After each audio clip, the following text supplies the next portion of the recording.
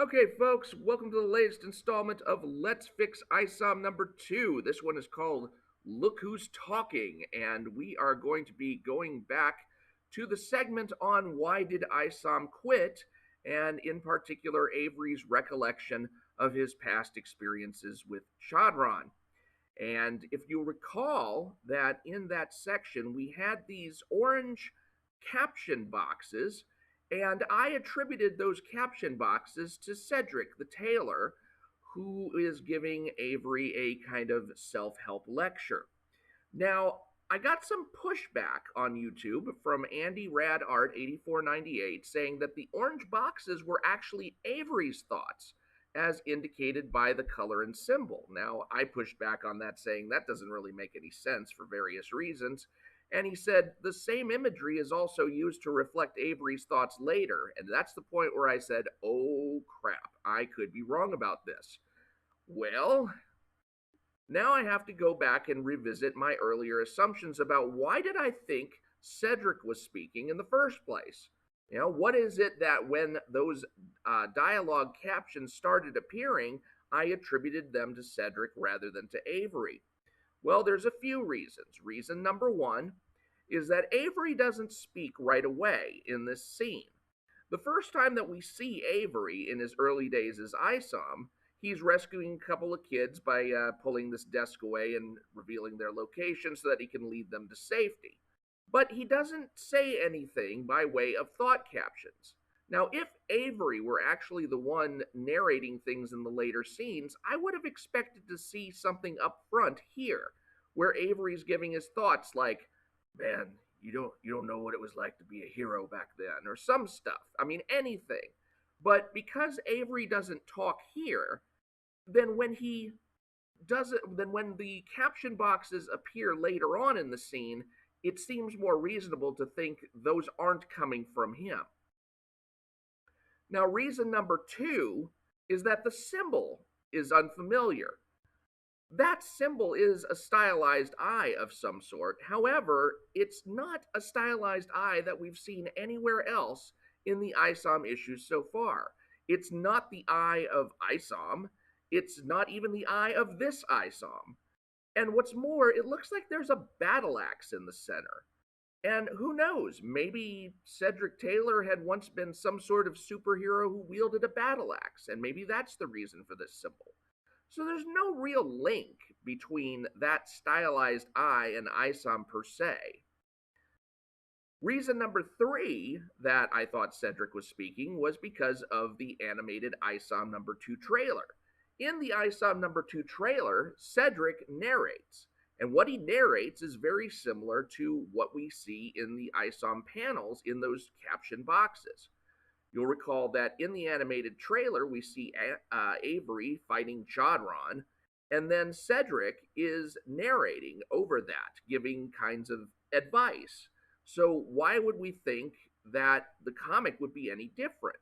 Now, you might say, well, that's the trailer, but this is the comic. But the whole purpose of a trailer is to preview what's going to be in the comic. So I think the trailer implies that Cedric is the one making that particular narration. Reason number four, of course, is that for Avery to say it makes no sense. You've got this whole kind of self-help therapeutic talk here, but why would Avery be the one giving that talk to himself? And moreover, when you get down to the bottom of the talk, he's identifying heroes as a separate group from himself. Even the heroes trick themselves into believing this, and this is why so many of them have no idea how to respond when evil wins. Now, if Avery were the one actually saying this, then being a hero himself, he should be speaking in terms of we and ourselves and us. And that way he's including himself with the hero group, but he's not doing that here. And that just really makes no sense if this problem that he's addressing is supposed to be aimed at himself. Now, reason number five is that for Cedric to say it does make sense. If you look at the three groups of people who are identified in the talk given by, I'm presuming, Cedric, you'll see them identified in these three concentric circles. In the narrowest group, you have the heroes. And then in the outer group from that, you have good guys, which includes not just heroes, but also people who support the heroes, which Cedric would include himself in, being the tailor to the heroes. And then there's just people at large.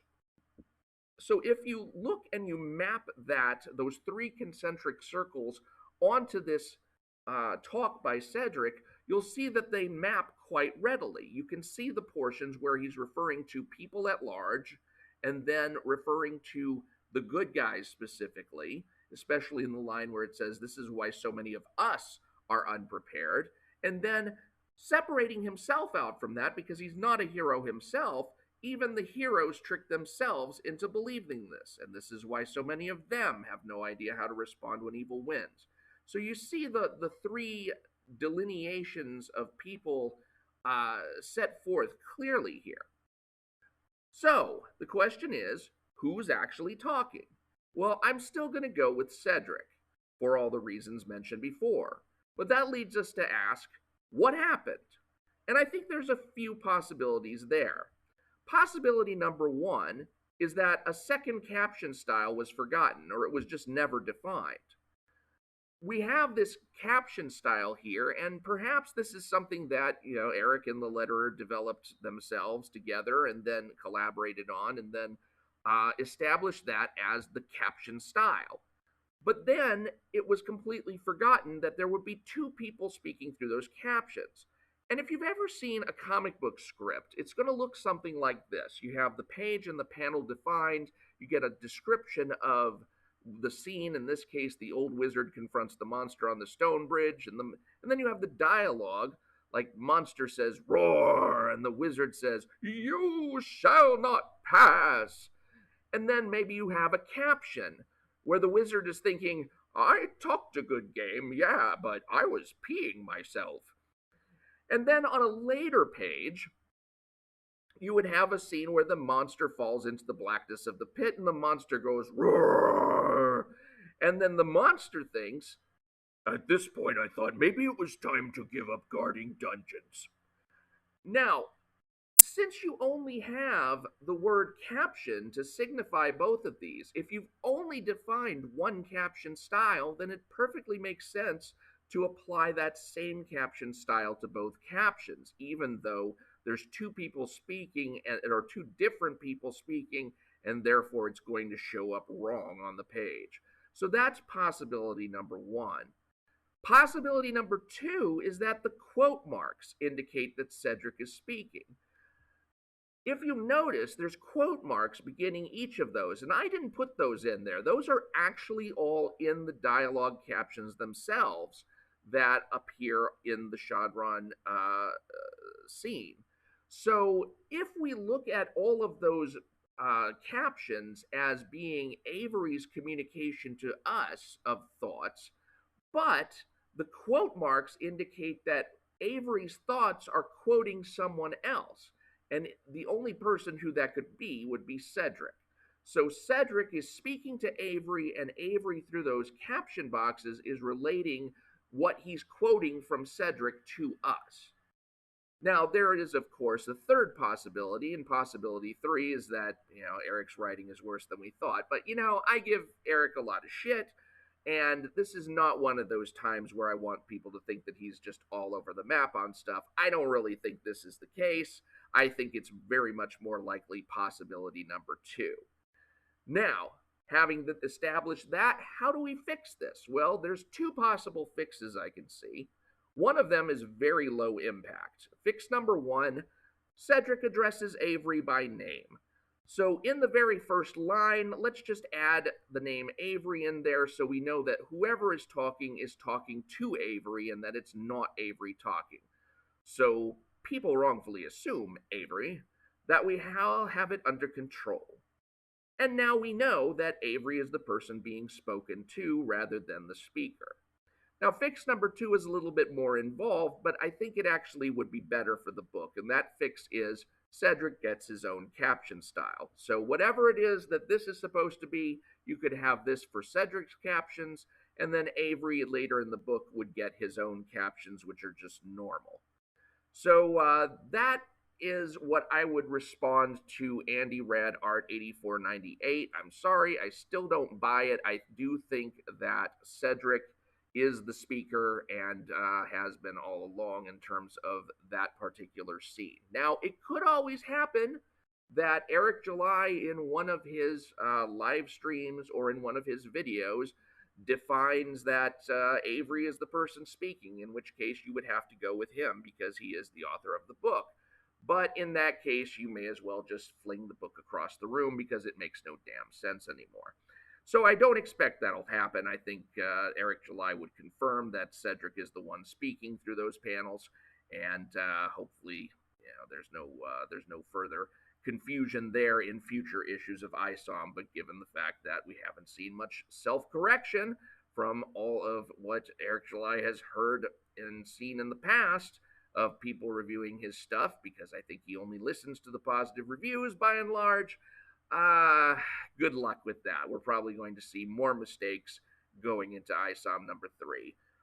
I'm Mike God, I can't even get my own name right today. My mouth is kind of filled with cotton. It's a little bit too early in the morning for me to be making one of those videos, but I really wanted to put this one out there and get this out on the stage. I'm Mike Partika. Thank you for watching.